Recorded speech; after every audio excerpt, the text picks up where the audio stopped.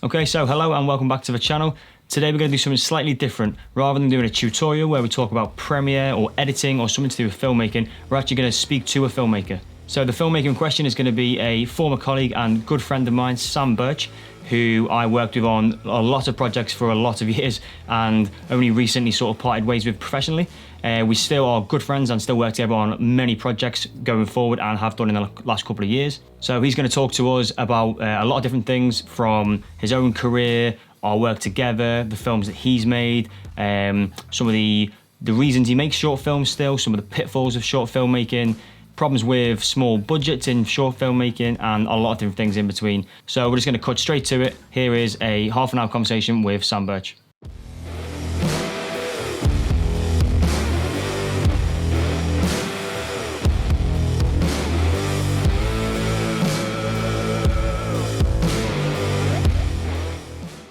Right, so hi guys, this is Sam Birch with me today, and we're just going to be chatting about how we know each other, what his job is, and our experience on short films, both together and separately. So, hi Sam, you all right? Hi Andy, okay? Yeah, I'm not good, bad, not bad. Enjoying the lockdown?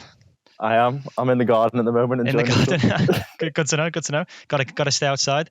So, do you want to tell our audience who you are and how we know each other? Yes, so my name's Sam. I met Andy whilst we were studying digital filmmaking at university. We studied this for 2 years and we just found ourselves working on same projects together. These were given projects, set projects, short films. And then we found ourselves doing some more extra curriculum work outside of uni. And then naturally that just led us on to continuing this post-university really. And we continued doing that for a couple of years, making promo videos for companies, theatres, bands and individuals. Yeah, no, that's pretty much how I remember it. Yeah, so me and you started out, as you said, at uni, and then worked together for a couple of years, and pretty much did what I'm doing now. And you've sort of transferred over into a slightly different job. So if you want to tell us a bit about your current job then and what that entails. Yeah, so my current job at the moment is an assistant producer for an independent. So what we do primarily is make behind the scenes features and social pieces for TV dramas. This is based in Cardiff, down in South Wales. So it involves coming up with ideas for behind the scenes. So this might be a short 10-minute video on the cinematography of a scene or the costume design of a certain series.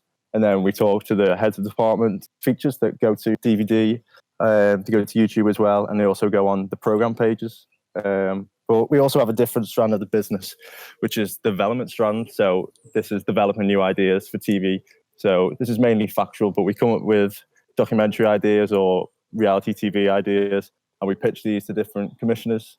And we, in the hopes of, we sell what's called the IP, which is the intellectual property of the program idea, to a different company, and then they run with it then. So there's lots of different things, but yeah, it's mainly working as development in TV and behind the scenes of dramas, really. Fantastic. That sounds really interesting.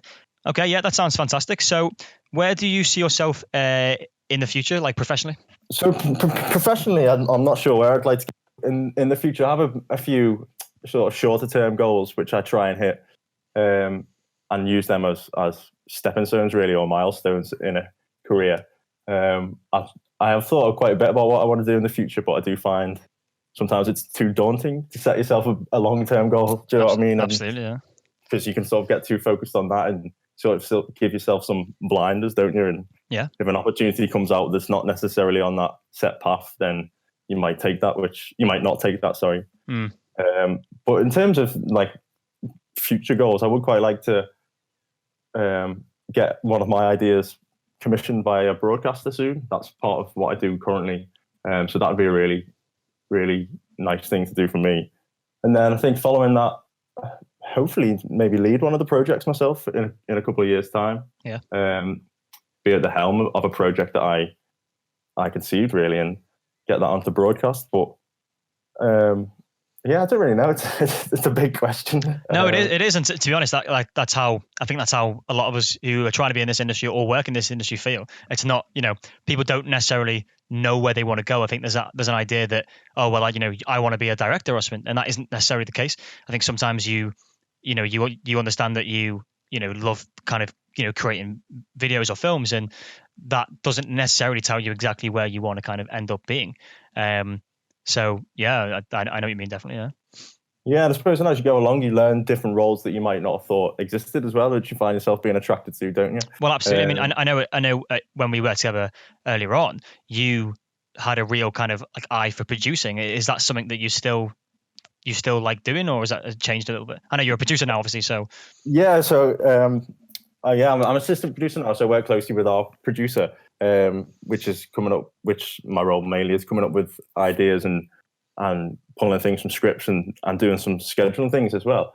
But I've learned more about the producing role itself, and that's not necessarily where my skill set is, I don't think. But it's interesting. If you asked me a couple of years ago, that's where I thought my skill set was. But the more you learn about these roles and what they actually entail, the nitty gritty details of them, it changes your perspective on it as well.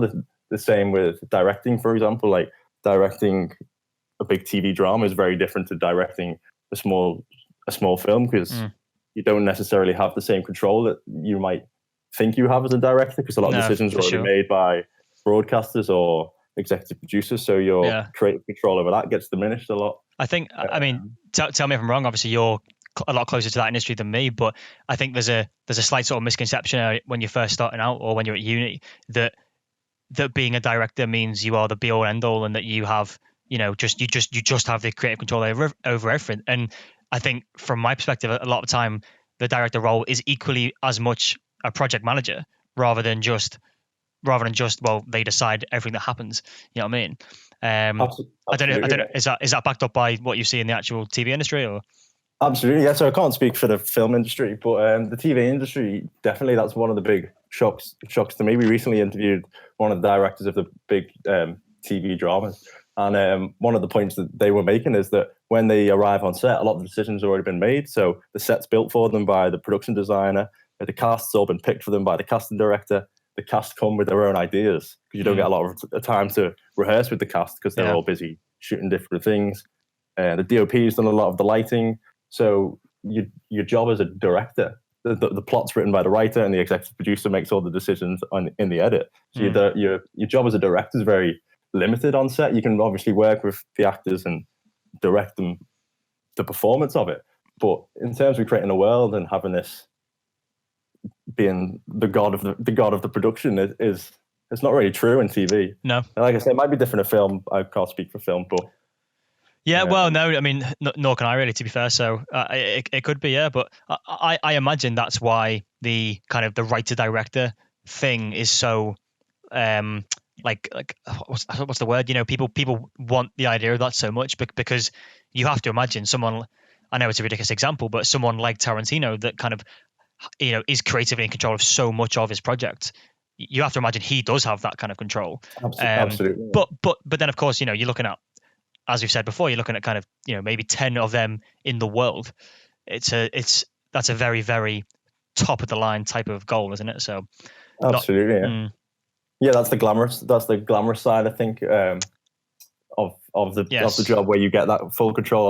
A lot of directors don't have that control, and I imagine it's the same in film. I mean, I'm only guessing, but I imagine the studio has a lot of say in what's left in and what's got out. I think as soon as you work for Hollywood, or you work for a big studio company, then I think that's from interviews you've heard with directors, that's definitely the case. I think when you do your smaller scale independent film, maybe it's different, but then you go and work for Disney, and you obviously don't have that control. And you've seen stories of kind of well-known directors leaving projects because they start them and then go, well, I don't have the control here. I can't make this my work. So no, that's an interesting look at it. So to be honest, I think that brings us quite nicely into the next section of questions, which are about short films and about kind of why we do them, why we have made them, why they still interest us. So I think we'll start with first, why do you and others like me and you create short films? Good question. I think to begin with, it's definitely an enjoyment thing off the bat, because it's new. Especially when you make a first short film, it's new, it's exciting, isn't it? But the more you make, I do think it becomes for me anyway, it became a bit of a learning curve in bettering myself as a filmmaker and as a calling card for what I can do. Really, it was to show people that I can make films, or I can lead a crew or get a production together. It was definitely a route into bigger things, and it became more of a working project to me than fun. That's not to say that I didn't enjoy it, but I did look at it as a step further in my career. I think definitely. Yeah, it's building blocks and stepping stones to something else. Yeah. Building blocks is perfect, really. That's not to say that I don't enjoy it by any means, but I think at this level, especially that we're at, it is to sort of prove yourself, isn't it? It's a calling card for people to give you money or for your next project, or just to move up in the industry, really, isn't it? To move up in the industry, absolutely, and to get practice as well. That's something that can't be overlooked. Like, that's something that I've always tried to. Well, we've talked about it a lot, haven't we? We've always tried to scale each project that we've worked on to get together and separately. I think we've always tried to scale it up, haven't we? So we'll start with we self-shoot our own short, then we might bring someone else to help us shoot it, and then we've grown the crew. Like, the shorts that we've made together went from a crew of like 3 or 4 to 7 or 8, and then 10 or 12. So we're learning project management skills, as well as many other skills, but we are trying to build ourselves up career-wise and our skill set, aren't we? Yeah, because those skills then, at least in theory, transfer over to, as you said, higher management, project management and things that down the line, if you can get into those positions. I completely agree. I think you hit the nail on the head that, it's a way of learning your craft and, gaining experience and stuff without too much at stake, really, isn't it? That, absolutely. Most of the time with shorts, there's either very little money or no money involved, and it really is about they're passion projects, but they're designed to show what you can do and to show how you can lead a project. Because, I know you've said this to me before off camera, but you don't really get to work in TV or film without experience, without someone knowing that you can do something. Absolutely. Yeah. And for example, a short film that does well, in film festivals and stuff, or is noticed in some other way, is well, it's exactly that, isn't it? It's okay. Well, if they led that project, then they can lead projects like that. It's a 1-for-1 experience, isn't it?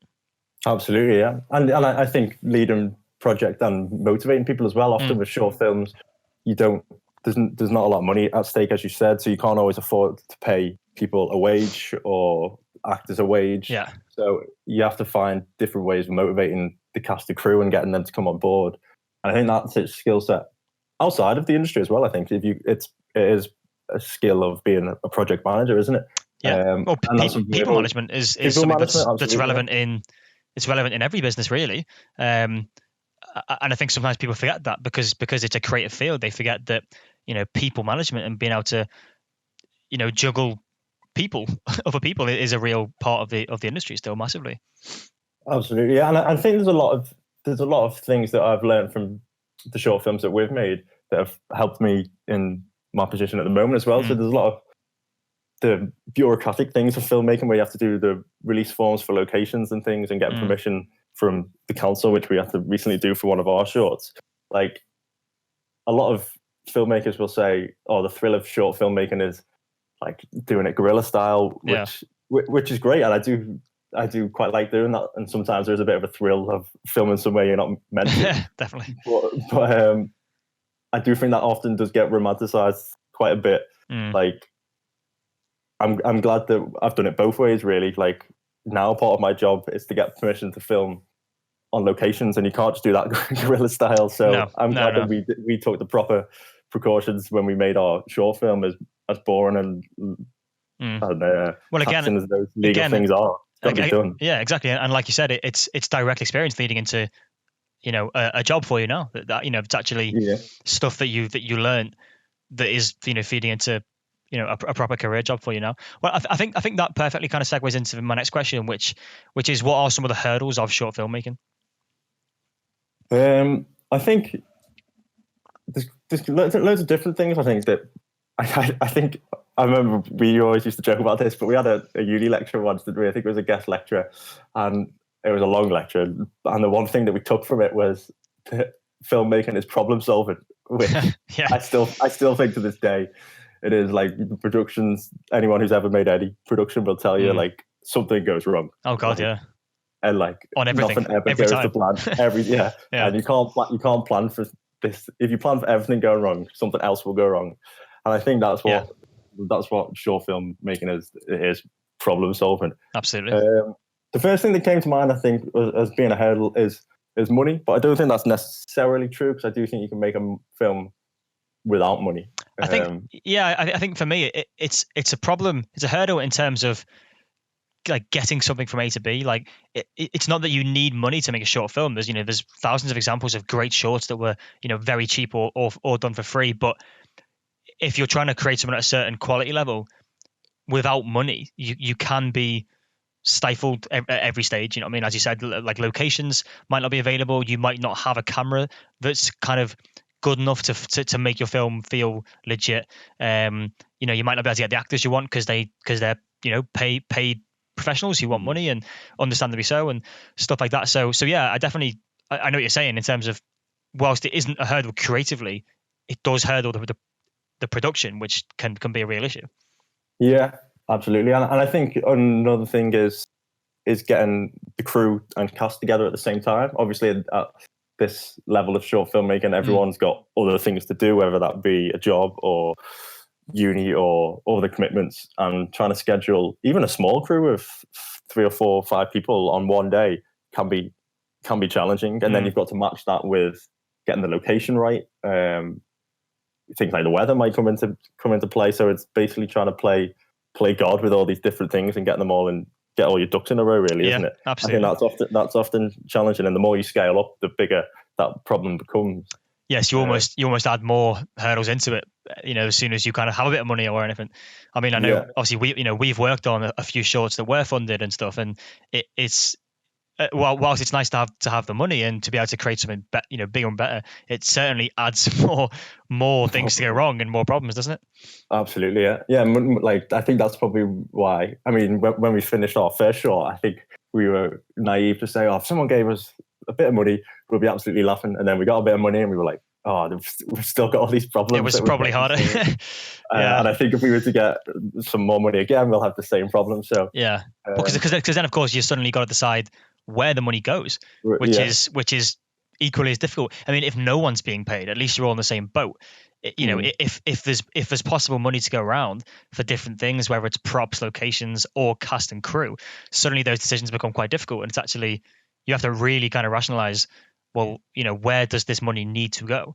For example, on Ferozi, we had an expensive prop, which which was needed for the film, but it caused production headaches because there was a decent chunk of the budget that went towards a prop that obviously then we couldn't necessarily lock in certain members of crew and cast for because of it. So yeah, it's definitely a balancing act, isn't it, in terms of you have to juggle, well, what's the most important for this project and stuff.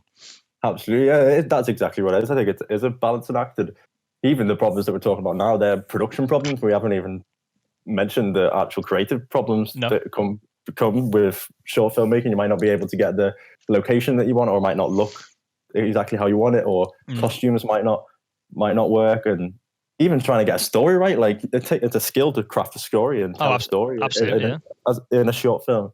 We were speaking just before this, weren't we? Like the length of a short film is something quite challenging to get right. Like is it 3 minutes? Is it 5 minutes? Is it 7, 15, 20, half an hour? Like obviously these are dictated by film festival entry rules as well, but there's no definitive rule of how you tell a story. I think that's a challenge in itself, isn't it? Definitely. That's one of the hurdles to overcome. Well, let's park that for now, because I think that's going to come up in one of my questions down the line. So we'll move on for now. So what would you say are some of the advantages or the benefits of the short film medium? I think it's definitely a quick fire way to tell people that you can make film. It's not often that people can go out and make a feature film and get people's attention for 90 minutes, 120 minutes. A short film is a snapshot into what you are as as a filmmaker. I do think it's a great place to learn. That's often risk-free if it's absolutely shocking. Yeah. You haven't lost much really. And we've all been there. Yeah, and it's almost great to sort of be like, yeah, that was pretty bad, but we learned it. Like the short film we made that was half an hour long. How much did we learn from that? Jesus, oh God, yeah. So much went wrong with that in terms of storytelling. Lots of different things. Well, but it finished off. It finished off a different story to what it started. Absolutely, and probably not for the better either. No, exactly. Yeah. But all those things along the way we learned. So I think it's a great place to learn for everyone as well. I think one of the benefits are they're good fun as well. Like if you get a good crew together and a good cast, then it can often be fun and absolutely, yeah.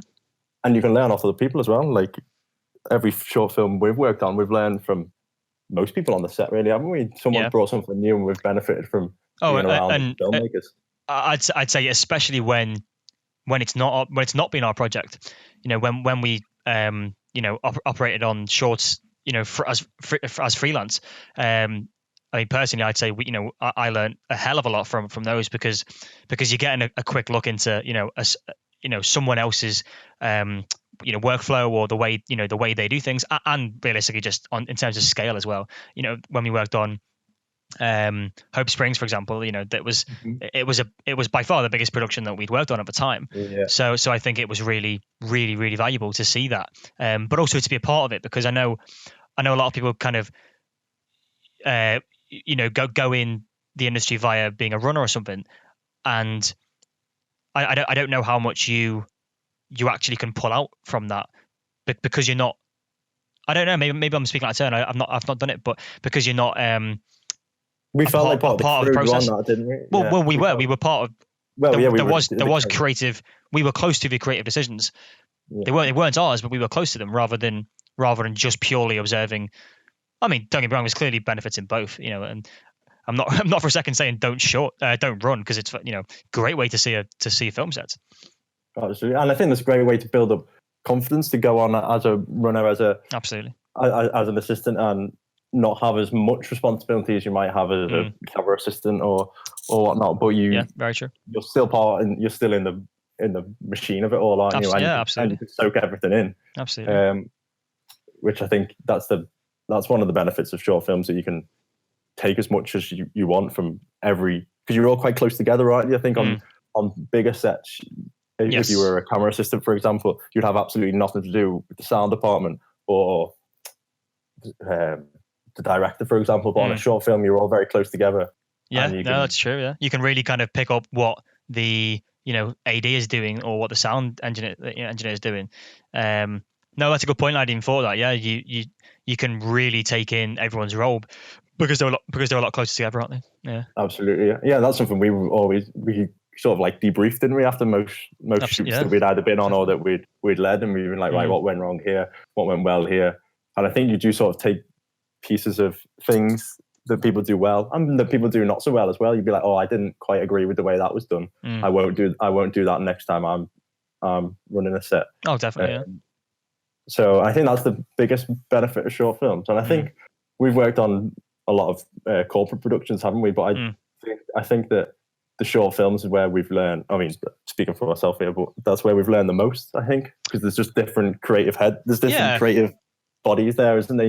You can pinch a bit from everyone, really. Yeah, no, I agree. I mean, there's definitely been kind of corporate work which I've learned from, but I think because with a short film, especially if you're top level, if you're a director or a producer or something, you're seeing the whole process from start to finish. Whereas for me in the corporate world, quite often I come in when there's already an idea or where there's already kind of a pretty good idea of what they want to do. And then sometimes I'm coming in to kind of see it through rather than to kind of produce it from the beginning or to even think of it in the first place. I know that's different for everyone, but like I don't, in my corporate work, I very rarely actually like create an idea with someone. It is more often coming in and filming their idea, if that makes sense. Yeah, absolutely. Whereas a short film, you could sort of start if you write it, you're there from start to finish, really, aren't you? Yeah, literally. Yeah, you'll probably see most of the steps along the way as well. Yeah, absolutely. Okay, so finally, I just want to ask you, what advice would you give to short filmmakers and people that are perhaps starting out, or they've done a few and they want to raise the bar for their own shorts? What advice would you give them based on what we've done, what we've seen, and what we've learned over the years? Oh, bloody hell. didn't see that question in the email. I don't know. It's hard to give advice, I think, because we've worked on a few shorts, but I wouldn't say we've worked on thousands. No, we're certainly not experts. Don't get me wrong. No. Not experts, but I just mean only from my experience on short films, it would be just that. Say, go on as many as you can. Try and lead or kickstart as many as you can, because I think that's a massive learning experience. Just doing it yourself might go wrong, it might go horribly wrong, it might go horribly right. But definitely try and. Is that right? I'm waiting for the ones that go horribly right. Yeah, I was going to say, have we come across one of them yet? But no, leading one's definitely something that I would try and encourage people to do, because that's a skill in itself. I think that you should try and grow, because you get, everyone looks at you for answers, and you've got to find those answers, haven't you? Yeah. And then you sort of challenge yourself to go out and do it. Yeah, there's nowhere to hide when you're directing a short film, is there? Absolutely, yeah. Because like you said, everyone looks to you. You have to tell people where to be, what time to be there, what to do, which I think is needed if you want to grow and push yourself. But equally, if you feel like you're not ready for that, I think just go on as many as you like. I think we often, a few years ago, we were like, yeah, we could do this, right? Let's go out and do it. Let's make a feature film. Yeah. Whereas we definitely weren't ready for it. Oh no, God no. I think everyone. We went on a. Sorry, go on. I think everyone starts out with a kind of almost like an arrogant confidence, and I think it's absolutely right to have. But I think you kind of get humbled by working on more projects and more people's films, and you definitely kind of gain an appreciation for, okay, maybe we're not quite ready to do everything. And there's a lot to learn. I mean, I always say to people, I see it as a privilege, but there's a reason why most people who are successful in the film world are 40 plus. So it's a real learning curve. It takes a lot of time to be around, to get to be in, to be constantly learning. I think there's a real kind of progression that takes a long time. You certainly don't tend to see many successful filmmakers in their 20s, for example. No, that's absolutely true. Which is good, because it means there's no pressure on our life. It's quite comforting. That's how I like to see it anyway. Yeah, I mean, imagine being a football player and if you're 25, you're done. You know what I mean? Yeah, that's true. If you're not top of your game by 25, you're finished. Yeah, I'm 26. So you're not doing the footy trials this year? Well, no, I backed out with the coronavirus. Yeah. But yeah, I think just definitely just get as much experience on short films as possible, and learn and ask questions, and don't be afraid to get it wrong. I remember we were on a short film about 18 months ago, and I think we were camera assistants, weren't we? And the camera operator asked me to get an apple crate from the truck. I was like, "What the hell is an apple crate?" Like I didn't know. And like we still had that arrogance, didn't we? We were like, we could do this, and not really realizing how big the overall process is.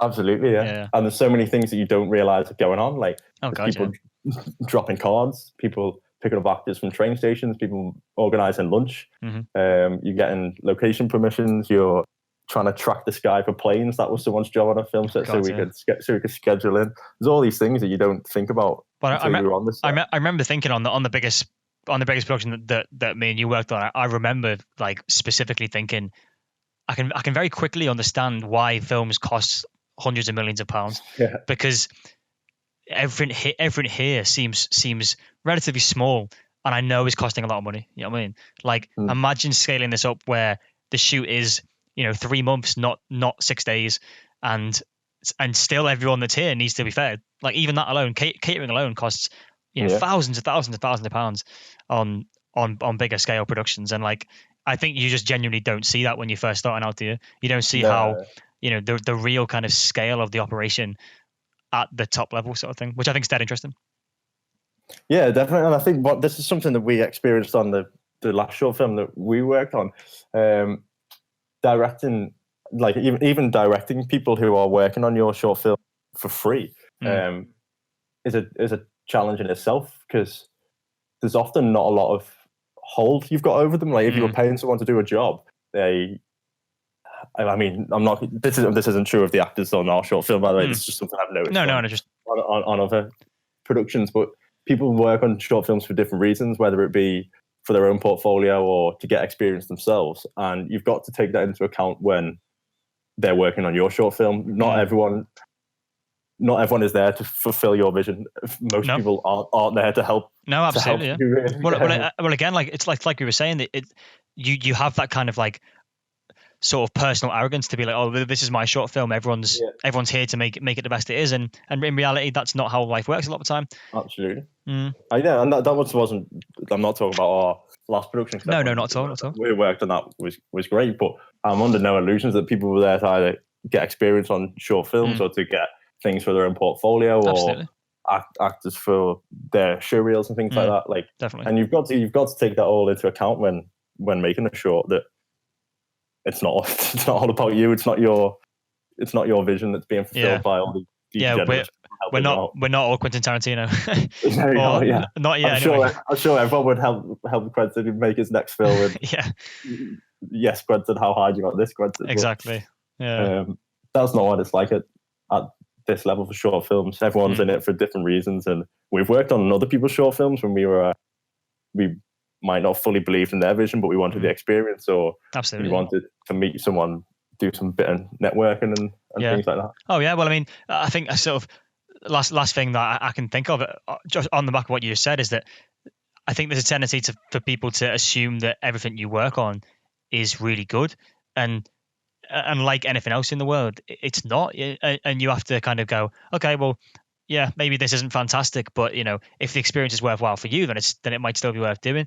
And kind of accepting that I think there's a tendency to think everything I make has to be amazing, or has to be like this, this sort of groundbreaking new thing for me. And I think in reality, I think a lot of filmmakers would be better off at this level if they just created more, if they just went out and, and don't get me wrong, we all fall foul of this. I'm the worst for it, but just go and create more. If you can make something, make it, because that experience of making it is going to be what's important, rather than it being amazing or a million people seeing it. If you learn enough from it because of the process, I think that's kind of equally as important. Or that's certainly how I see it nowadays. Yeah, absolutely.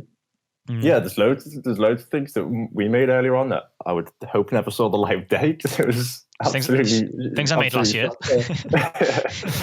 Yeah, there's things that we've worked on for other people that we sometimes question, but I said I think it's a game, isn't it? And you've got to play the game. Absolutely. Yeah. Well, it's an industry, isn't it?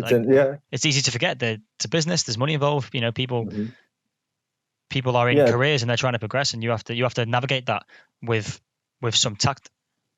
Yeah, and it sounds awfully cynical to say, but it is as creative as an industry. It is quite slimy is the wrong word, but what's the word? I think it comes down to it's a business. It's a business. I suppose it is a business, isn't it? Businesses by definition are designed to make money, and I think filmmaking and TV is a very, very complicated one, because it's both. People are absolutely in the film world to make art and to make these creative things, but they also are there to make money, and the studios care a lot more about it making money than it being good, for the most part. So it's an interesting balance you have to kind of draw and find, and that's where I felt that freelancing has been really useful, because and corporate work as well, but because there isn't really that creative pretense in front of that. This is a business. This is a promo to sell this business. Cool, let's make it. You know what I mean? There's very little. Oh well, can this be really artistic? And maybe this can say this about this. It's just, you don't really have that. It's more goal oriented. It's more, it needs to be this. It needs to sell this. And I think that's actually quite useful. So I definitely would advise people to make some content that isn't necessarily creative, that has Yeah. different goals as well, because you can learn a lot from that, I think, as well.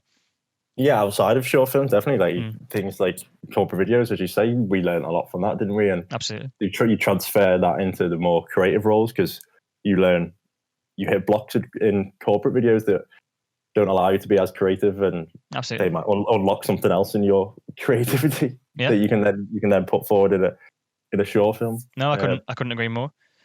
But the short film industry is a weird sort of buffer, isn't it, between the Well, no one makes money in shorts. That's no, or think, very, very, very, very rarely. Yeah, you might get paid for your work, but you're not going to get. People don't tend to make money off the projects themselves, as in the film won't make money, very, very rarely. So it is. You do have to look at it as a progression, as a stepping stone. Yeah, absolutely. Yeah.